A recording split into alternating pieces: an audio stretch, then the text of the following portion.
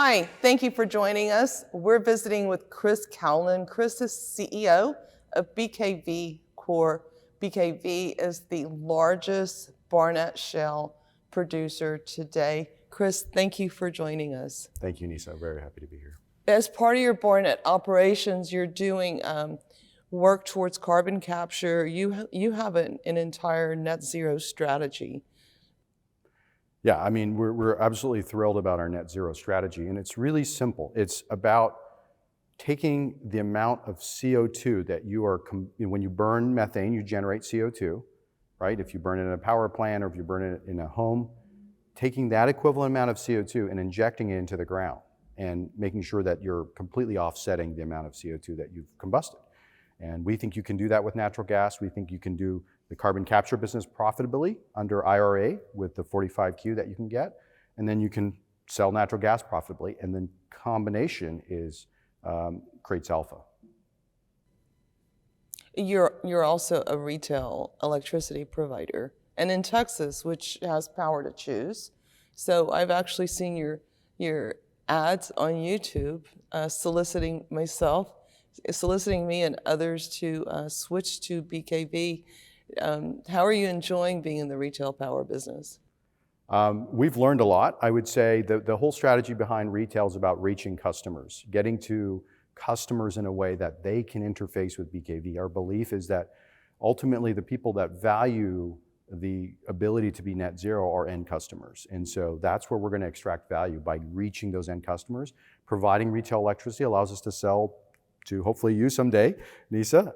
But we're enjoying it. We have over 40,000 customers in 1 year after starting the business. We hope to get to a couple 100,000 customers in the next few years and be able to really give them an access to clean natural gas that combines to electrons that ultimately create sustainable, wonderful power for Texas. That's our goal.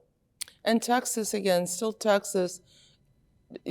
You're a gas producer. Texas, we saw it a few years back with Storm Uri. And this past summer, daily requests from ERCOT to curtail power consumption, particularly in the evenings. Texas had to pass a constitutional amendment to permit the state to provide grants to build dispatchable power in the state, which was confounded me. I mean, I understand why, but I don't understand why. Tell us about it. Well, so, I think Texas is a classic case study in where the country is trying to go, right? Heavy renewable investments, no combined cycle new investments since the early 2014s. And so what happens is the power grid's been growing. More data centers, more factories, more jobs, more people moving to Texas. And that just increases the load combined with hotter summers. And so rather than getting to the root of the problem, they're trying to work around the current setup, which is, use the renewables, but then try to kind of create some incentives for people to come in and do some additional dispatching. The core issue is we do not have, when you have a renewable grid, you need more combined cycle power because combined cycle power combines with renewables to augment the fluctuations. And it's the only power source that we have today that can turn up or down the electricity in almost literally light speed ways. We can turn up or down our power plant at 45 megawatts a minute. There is no power source today that can do that. Not coal, not nuclear. They go on, they have to be base loaded. So that's the beauty of natural gas, and I think it points to the fact that in Texas, we need more combined cycle natural gas plants, and that's the root of the problem, and you have to incentivize people to come to the market and build them. I understand this is a problem. It's not just a Texas thing anymore. Mm-hmm. This is being encountered by ISOs across the lower 48 at least. Now, the E&P aspect of BKV and the Barnett being the largest producer, so many Barnett wells, I mean, they are vintage wells. They are, beta. They're like dev wells. How are you increasing production from the wells that you have, or are you finding that you need to just go in and start over with a circa 2024 model? Yeah, well, so existing wells, a lot of them have refrac potential. They were drilled with Generation 1 drilling technology and drilled with and fracked with Generation 1 frac technology. We are able to use the long history set of data and use our AI systems that we have built. And by the way, we have an in-house data science team. We've had that since almost formation of the company. I've always believed that this is the way to really win. And so we're using that technology to identify candidates, go in, and stimulate that rock that was left behind basically on the real Generation 1 fracs and generate more hydrocarbons out of them. So that's one massive way. We have over 2,000 refrac candidates in the Barnett wells that we can go and do this. And then we have areas that just weren't drilled. So we've got 400 well locations that we can go drill longer laterals, more efficient frac, and just harness the Barnett. That's just within our acreage.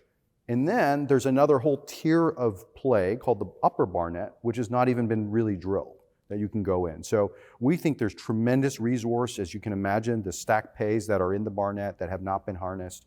We control all that acreage. We're very excited about the long game that you can play in the Barnett for the future and develop that resource.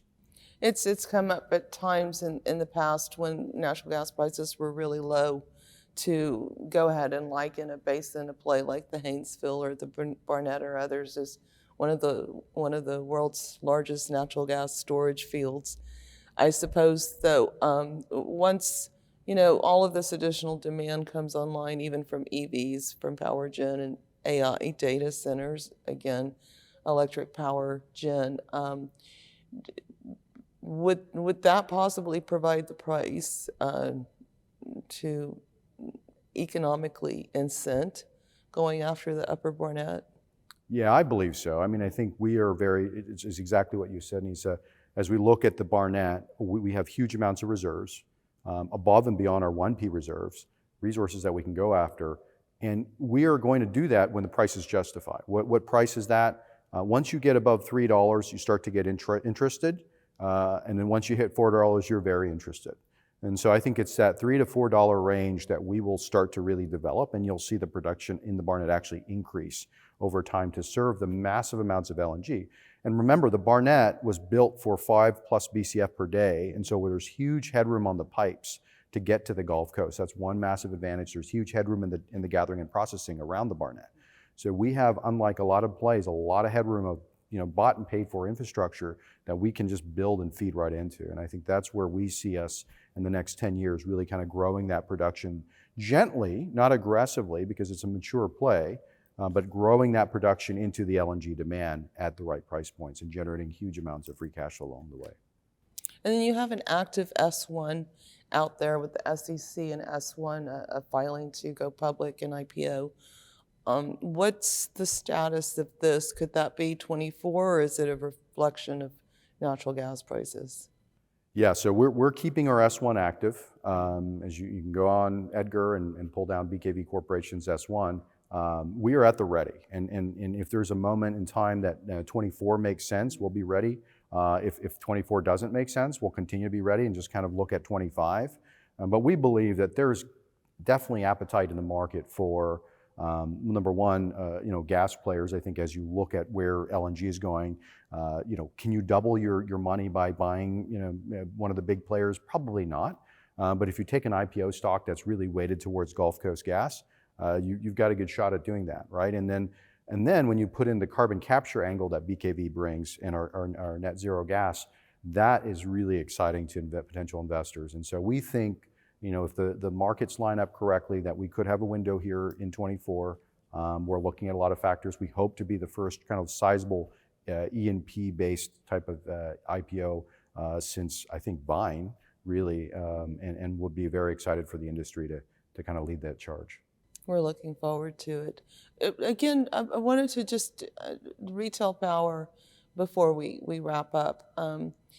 As a retail power provider, you probably have like I guess it's called a cat seat into seeing surges in power demand, and there's potential for enormous energy intensive AI data centers. I feel like that might be the Barnett could be a really great location for that, in basin. Just use the the gas in basin?